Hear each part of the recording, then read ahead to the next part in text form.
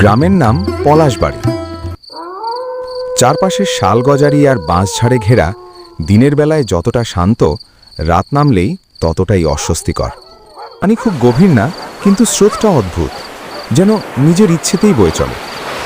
নদীর ওপর দিয়ে আছে একটা পুরনো বাঁশের সেতু। অনেক বছর আগে গ্রামের লোকজন মিলেই বানিয়েছিল, কিন্তু বর্ষা এলেই বাঁশগুলো ভিজে নরম হয়ে যায়।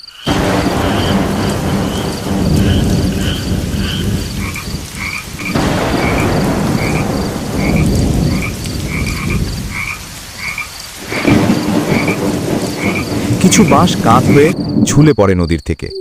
দূর থেকে দেখলে মনে হয় সেতুটা যেন হাঁপাচ্ছে। কাছে এসব শুধুই গল্প। সন্ধ্যের পর চারদিকে এক অদ্ভুত নিস্তব্ধতা। যার যত প্রয়োজনই হোক না কেন, ওই বাঁশের সেতুর দিকে ভুলেও যায় না। ভেসে আসা অচেনা একটা শোঁ শোঁ আওয়াজ। চোখ বন্ধ করলেই মনে হচ্ছিল গল্প হলো, পুরনো দিন, স্কুলের স্মৃতি, শহরের কথা।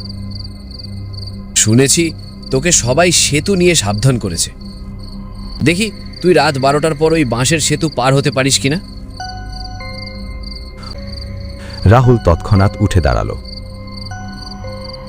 রাত যেখানে তুমি পার হও, আমি সেই পথেই থাকি। আমার চারপাশে ঘুরছে, বাতাস ভারী হয়ে যাচ্ছে, শ্বাস নিতে কষ্ট হচ্ছে।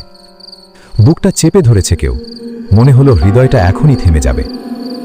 আর ঠিক তখনই গত রাতে সেতুতে গিয়েছিলি, তাই না? আমি কিছু বলার আগেই সে দীর্ঘশ্বাস ফেলল।